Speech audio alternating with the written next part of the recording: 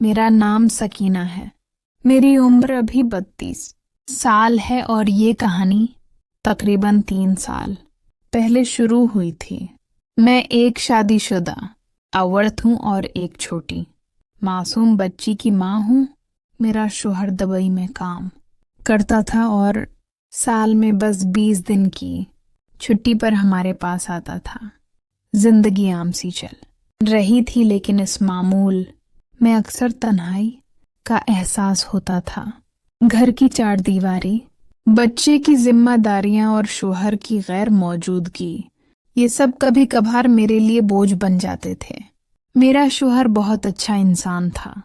وہ مجھ سے بہت محبت کرتا تھا اور ہر ممکن طریقے سے میری خوشی کا خیال رکھتا تھا، لیکن فاصلے کی وجہ سے ہمارے درمیان بس فون کی باتوں تک ہی تعلق محدود رہتا تھا. میں نے خود کو اس زندگی کا عادی بنا لیا تھا، لیکن پھر بھی کبھی کبھار دل تنہائی سے بھر جاتا تھا. میرے ارد گرد رہنے والے کچھ مردوں نے میرے تنہا ہونے کا فائدہ اٹھانے کی کوشش بھی کی.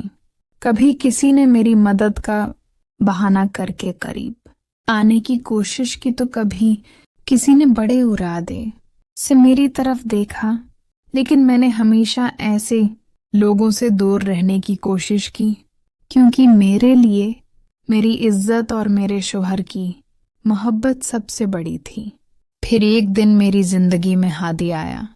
ہادی میری کزن کا بیٹا تھا اور میں اسے بچپن سے جانتی تھی. وہ میری گود میں کھیلتا تھا، میری آنکھوں کے سامنے بڑا ہوا تھا. اب وہ 25 سال کا جوان لڑکا تھا، لمبا، خوبصورت اور اپنی شخصیت سے سب کو متاثر کرنے والا. اس کی آنکھوں میں معصومیت تھی، لیکن باتوں میں ایک مردانگی بھی تھی. ہادی مجھے بہت عزت دیتا تھا اور میں اسے اپنے بھانجے کی طرح پیار کرتی تھی. اگرچہ وہ میرا سگا بھانجا نہیں تھا، لیکن پورے خاندان میں اسے سب سے زیادہ لاڈ پیار ملا تھا. اتفاق سے ہادی کو ہمارے شہر میں اچھی نوکری مل گئی اور وہ رہائش کی تلاش میں ہمارے گھر آ گیا. اس وقت میرا شوہر بھی گھر پر موجود تھا. انہیں معلوم تھا کہ میں اکیلے رہ کر کتنی مشکلات کا سامنا کرتی ہوں، اس لیے انہوں نے ہادی کو ہمارے گھر رہنے کی پیشکش کر دی. ان کا خیال تھا کہ اس طرح ہادی کو بھی سہولت ہوگی اور مجھے گھر پر ایک سہارا مل جائے گا. ہادی نے خوشی سے یہ پیشکش قبول کر لی اور اسی دن سے وہ ہمارے گھر کا مستقل رہائشی بن گیا. کچھ دنوں بعد میرا شوہر دوبارہ دبئی چلا گیا اور میں اپنی روزمرہ کی زندگی میں مصروف ہو گئی، لیکن اب میرے گھر کا ماحول بدل چکا تھا. ہادی کے آنے سے گھر میں ایک نئی چمک آ گئی تھی. وہ ہر وقت خوش رہنے والا، باتونی اور میری چھوٹی بچی کا پسندیدہ بن چکا تھا. رات کے کھانے کے بعد ہم سب مل کر ٹی وی دیکھتے. ہادی میری بیٹی کو کہانیاں سناتا، اس کے ساتھ کھیلتا اور ہنسی مذاق کرتا. میری بیٹی اس سے بہت محبت کرنے لگی تھی اور ہادی بھی اسے اپنی چھوٹی بہن کی طرح پیار کرتا تھا. ہادی نے نہ صرف گھر کا ماحول خوشگوار بنا دیا، بلکہ میری روزمرہ کی پریشانیوں کو بھی کم کر دیا. چھوٹے موٹے کاموں کے لیے اب مجھے باہر جانے کی ضرورت نہیں پڑتی تھی. ہادی خود ہی بازار سے سامان لے آتا، گھر کے چھوٹے موٹے کام کر دیتا اور ہر طرح میری مدد کرتا. گھر میں ایک مرد کی موجودگی نے مجھے تحفظ کا احساس دلایا اور میں خود کو پہلے سے کہیں زیادہ سکون محسوس کرنے لگی. ہادی ہفتے کے کچھ دن ہمارے ساتھ رہتا اور جمعہ کی رات اپنے والدین کے پاس چلا جاتا، پھر ہفتے کی صبح دفتر چلا جاتا. اس کا یہ معمول 3 ماہ تک چلتا رہا. پھر گرمیوں کا موسم شروع ہو گیا. ہمارے گھر میں صرف ایک ایئر کنڈیشنر تھا جو میرے کمرے میں لگا ہوا تھا. جب گرمی شدت اختیار کر گئی تو میں نے ہادی سے کہا کہ وہ میرے کمرے میں ہی سو لیا کرے. میرے دل میں کوئی بڑا خیال نہیں تھا، میں اسے اپنے بیٹے کی طرح دیکھتی تھی، لیکن کیا میں واقعی اسے صرف ایک بھانجے کی نظر سے دیکھ رہی تھی، یا پھر میرے دل کے کسی کونے میں اس کے لیے کچھ اور جذبات بھی جنم لے رہے تھے؟ یہ وہ سوال تھا جو ابھی تک میرے ذہن میں آیا ہی نہیں تھا۔ ہادی کے میرے کمرے میں سونے کے بعد سے کچھ عجیب سی تبدیلیاں رونما ہونے لگی تھیں۔ وہ رات کو موبائل پر کسی سے لمبی لمبی باتیں کرتا، اور جب میں پوچھتی تو شرماتے ہوئے کہتا، کچھ نہیں خالہ، بس دوستوں سے بات ہو رہی تھی۔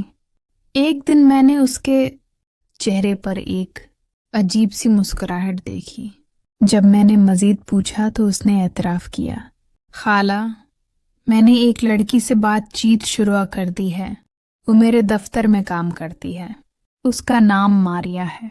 یہ سن کر میرے دل میں ایک عجیب جذباتی کشمکش پیدا ہو گئی۔ ایک طرف مجھے خوشی ہوئی کہ میرا بھانجا اب جوان ہو گیا ہے اور اپنی زندگی بنانا چاہتا ہے، لیکن دوسری طرف میرے دل میں ایک چبھن سی ہوئی۔ وجہ کیا تھی؟ کیا میں واقعی اس لڑکی سے حسد محسوس کر رہی تھی؟ میں نے خود کو سمجھانے کی کوشش کی کہ یہ تو فطری بات ہے، ہادی کو اپنی عمر کی لڑکیاں ہی پسند آئیں گی، لیکن پھر بھی میرے دل میں ایک عجیب سی بے چینی تھی، شاید اس لیے کہ ہادی اب میری روزمرہ زندگی کا اہم حصہ بن چکا تھا۔ کچھ ہفتوں بعد ہادی کا رویہ بدلنے لگا، وہ پہلے کی طرح حشاش بشاش نہیں رہا تھا۔ ایک دن میں نے محسوس کیا کہ وہ کھانا بھی ٹھیک سے نہیں کھا رہا۔ جب میں نے وجہ پوچھی تو اس نے بتایا، خالہ، ماریا نے مجھے چھوڑ دیا ہے، وہ اپنے باس کے ساتھ کسی دوسرے شہر چلی گئی ہے۔ اس کی آنکھوں میں درد تھا لیکن وہ رو نہیں رہا تھا۔ میں نے اسے تسلی دیتے ہوئے کہا، بیٹا، دنیا ختم نہیں ہوئی، تمہیں اس سے بہتر لڑکی ملے گی۔ لیکن میرے دل میں ایک عجیب سی خوشی تھی۔ کیا میں واقعی اس کے ٹوٹنے پر خوش ہو رہی تھی؟ میں نے فیصلہ کیا کہ ہادی کو اس ڈپریشن سے نکالنا ہے۔ ایک جمعہ کی شام میں نے اسے ریسٹورنٹ کھانے پر لے جانے کا پروگرام بنایا۔ وہ پہلے تو بس چپ چاپ بیٹھا رہا، لیکن پھر آہستہ آہستہ نارمل ہونے لگا۔